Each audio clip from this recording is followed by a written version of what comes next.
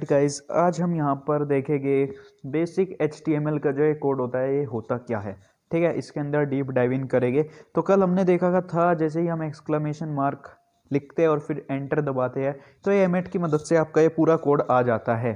तो एक बार मैं आपको अगर दिखाऊं, यहाँ पर हेडिंग 1 डाल दूँ, दिस इज अ हेडिंग। ठीक है, तो मैंने यहाँ पर ये लिखा और क्या करते हैं एक बार इसको देख लेते हैं खोल के हम। तो इसकी पाथ कॉपी करना आप और वेब ब्राउज़र के अंदर जाना और पेस्ट कर देना। और तो यहाँ पर देख सकते हैं आप, दिस इज़ अ हेडिंग आ रहा है ना। तो इसके अंदर जाते हैं, Ctrl+V दबाओगे आप तो आपका जो साइड बार है वो निकल कर आ जाएगा और फिर से दबाओगे तो वो हाइड हो जाएगा। ठीक है, तो सबसे पहले यहाँ पर लिखा है डॉक टाइप HTML। तो ये बताता है आपका जो आपका डॉक्यूमेंट है ना वो किस टाइप का है। तो यहाँ पर इसने बताया कि आपका डॉक्यूमेंट एक HTML डॉक्यूमेंट है। ठीक है, तो जैसे वेब ब्राउज़र है अब उसको बताना तो पड़ेगा क्योंकि वो इसको पढ़ने वाला है और फिर कुछ डिस्प्ले कराने वाला है। तो अब यहाँ पर वो टैक्स भी पड़ेगा कि हाँ भाई ये हेडिंग है।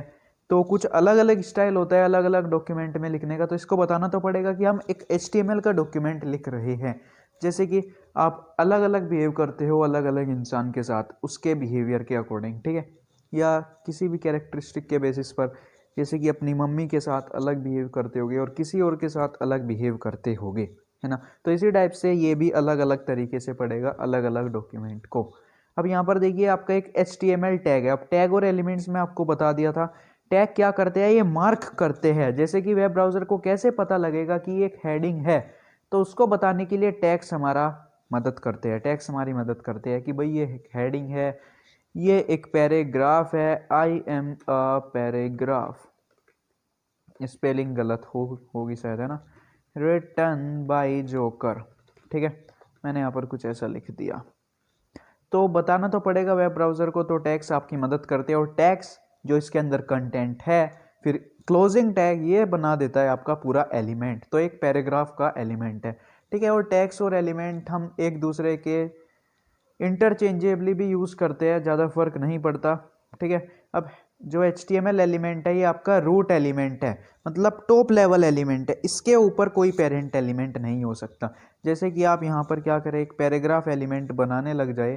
ठीक है, आपने सोचा कि हम इस HTML एलिमेंट को पैराग्राफ एलिमेंट के अंदर डालेंगे, तो ऐसा पॉसिबल नहीं है। और आप यहाँ पर बंद कर दे इसको, पैराग्राफ को। ठीक है, बॉडी नहीं, हमको पैराग्राफ बंद करना है। ठीक है, तो ऐसा पॉसिबल नहीं है, आप ऐसा करना सोच रहे हो तो।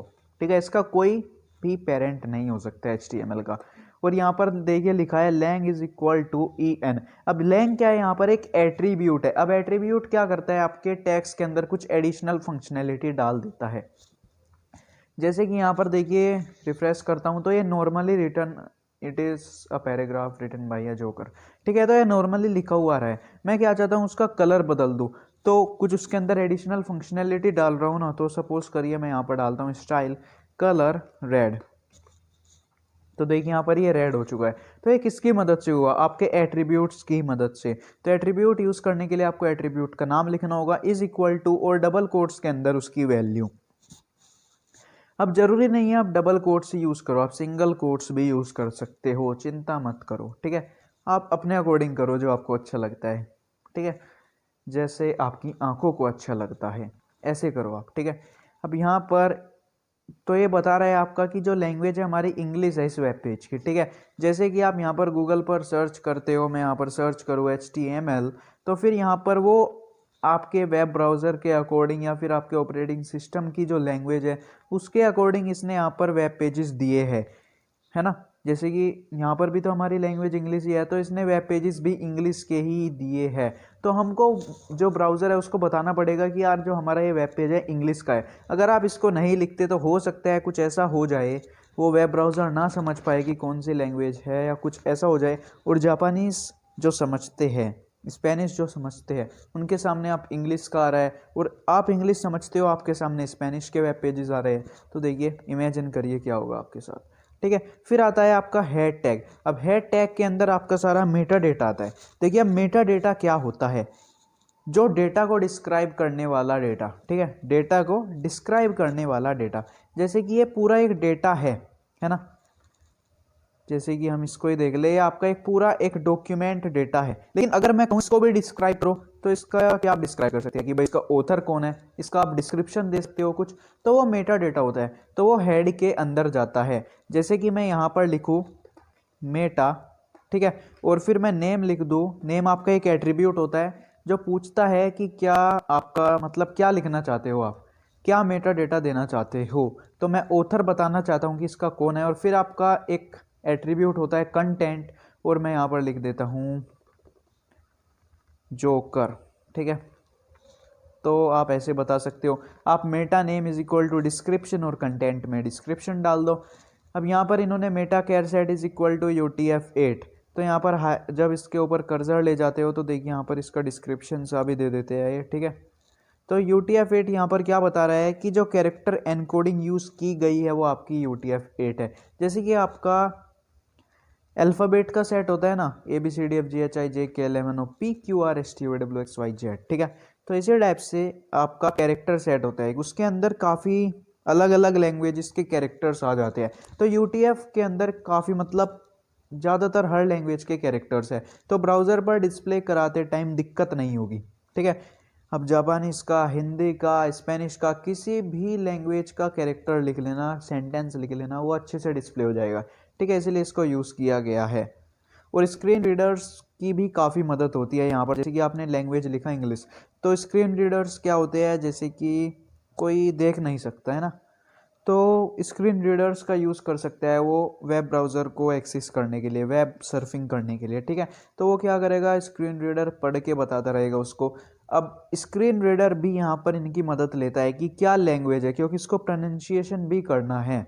जैसे कि हो सकता है एक वर्ड एक लैंग्वेज में भी हो, दूसरी में भी हो, और उनका प्रोनाउंसिएशन अलग हो, तो यार डिपेंड करता है। अब यहाँ पर टाइटल आपका एक टैग है, ये बताता है कि आपका टाइटल क्या होने वाला है, और टाइटल यहाँ पर डिस्प्ले होता है। और हेड टैग के अंदर जो सब मेटा डेटा होता है वो वेब ब्राउज़र पर यहाँ पर डिस्प्ले नहीं होता, ठीक है, जो आपको कंटेंट दिखता है। तो आप इसका चेंज भी कर सकते हो, टाइटल HTML ट्यूटोरियल, इसको मैं रिफ्रेश करूँ तो, और सेव भी करते रहना। मैं यहाँ पर ऑटो सेव का ऑप्शन ऑन कर रखा है, इसीलिए मैं इसको सेव नहीं कर रहा हूँ। अब बॉडी के अंदर जाते हैं, इसके अंदर सब कंटेंट आने वाला है, ठीक है, जो आपको दिखने वाला है। जैसे कि मैं यहाँ पर हेडिंग 1 डाल दी, पैराग्राफ डाल दिया, और मैंने यहाँ पर HTML टैग को फिर क्लोज कर दिया और बॉडी को भी यहाँ पर कर दिया है।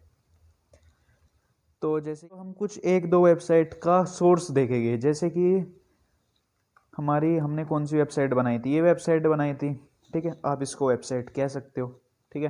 तो आगे हमको ये दिख रहा है और पीछे हमको ये दिख रहा है। आगे क्या है ये, पीछे क्या है ये। तो अब हम क्या करेंगे, इस वेबसाइट के पीछे क्या है वो देखेंगे, ठीक है। इससे आपको नॉलेज मिलेगी कुछ। तो मैं जूम कर रखा है, इसको कम कर लेता हूँ। और फिर आपको क्या करना है, Ctrl+U क्लिक करना है, या फिर राइट क्लिक करके आपको व्यू पेज सोर्स पर क्लिक कर देना है, ठीक है, आपकी मर्जी, जो आपको अच्छा लगे। फिर आप यहाँ पर देखोगे सोर्स कोड आ चुका है।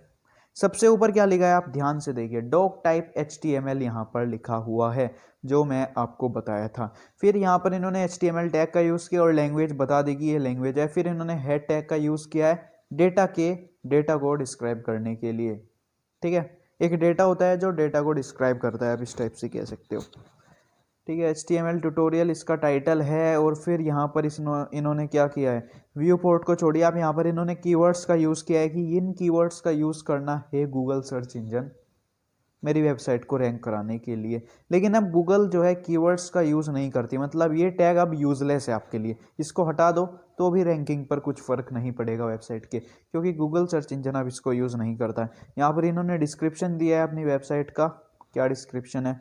फिर उन्होंने यहाँ पर लिंक कराया है, एक आइकन जो आप यहाँ पर दिखते हैं ना, इसको हम फेव आइकन कहते हैं, ठीक है। तो इन्होंने यहाँ पर उसको लगाया है इसकी मदद से। तो मतलब REL क्या है, ये रिलेशन है, मतलब क्या रिलेशन है आपके इस डॉक्यूमेंट का इसके साथ। HREF के अंदर हम यहाँ पर लिंक देते हैं कि किसके साथ, और किसका, जो हमारा ये डॉक्यूमेंट है। तो इसका रिलेशन है कि एक आइकन है आपका, ठीक है। यहाँ पर स्टाइल शीट मतलब जो आपकी CSS होती है उसको यहाँ पर इंपोर्ट करा है, और यहाँ पर कोई लिंक यहाँ पर इन्होंने इंपोर्ट कराई है, और इसका रिलेशन स्टाइल शीट मतलब वो एक CSS है, तो यहाँ पर देख सकते हैं इन्होंने स्क्रिप्ट टैग का यूज़ किया। स्क्रिप्ट टैग आपका जावास्क्रिप्ट के कोड लिखने में मदद करती है। और यहाँ पर बॉडी टैग की यहाँ पर इन्होंने शुरुआत की है, और डिव, लिंक, इन सब को छोड़ दीजिए, इनके बारे में हम आगे बात करेंगे। मेन था ये, आपने ऊपर का पार्ट देख लिया होगा, ठीक है। तो मिलते हैं आपसे अगली वीडियो में, तब तक के लिए प्रैक्टिस करते रहिए।